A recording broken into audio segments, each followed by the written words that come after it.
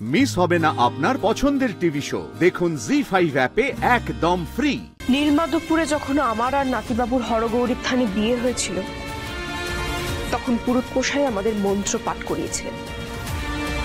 আমি অগ্নি সাক্ষী করে প্রতিজ্ঞা নিয়েছি যে নাতিবাবুর কিছু হলে আমি তার সামনে ঢাল হয়ে দাঁড়াবো।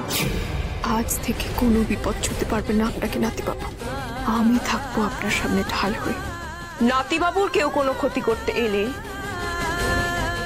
আগে জোনাকির মুখোমুখি হতে হবে।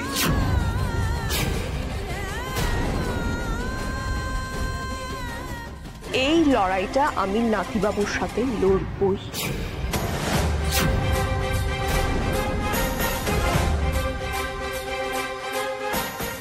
নাতিবাবুকে আমি কিছুতেই মাথা নিচু করে এড়িয়ে আসতে দেব না। ওনার সাথে এই লড়াইটা আমিও চালাবো।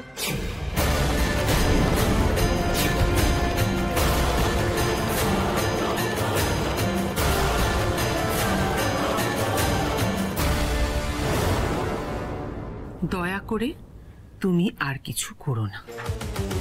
আমার এমনই কপাল যে সবার কাছে হাত জোর করতে করতে, সবার কাছে অনুরোধ করতে করতে আমি ক্লান্ত। তাও আমি তোমার কাছে হাত উঠাচ্ছি। না না জোনাকে, দয়া করে আর কিছু করো না। তুমি আমার ছেলের মঙ্গল অমঙ্গলের কথা কতটা ভাবো, সেটা নিয়ে কতটা তোমার মাথা ব্যথা, তোমার আজকের কাণ্ডের পর আমি বুঝে গেছি। এবার থামো আর এ নিয়ে কোনো অশান্তি করো না। আমি আপনার জায়গাটা বুঝতে পারছি মা। পারছো না। সেই বুদ্ধি, সেই বয়স, সেই ক্ষমতা তোমার এখনো হয়নি জোনাকি, যে তুমি একজন মায়ের অবস্থা বুঝতে পারবে। ধ্রুব আমার ছেলে, তুমি আর বাকি সবাইকে ওর ব্যাপারে ভাবতে বারণ করতে পারো,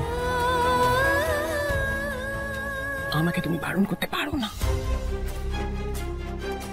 বিশ্বাস করুন, আমি বুঝতে পারছি মা।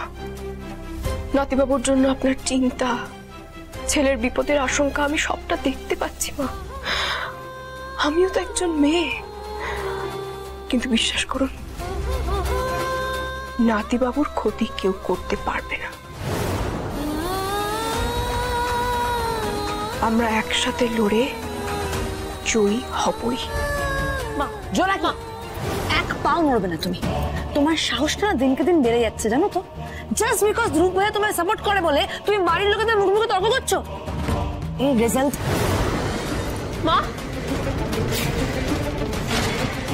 বড় বৌদি এইভাবে ঘরে চলে গেল, কি করবে এখন?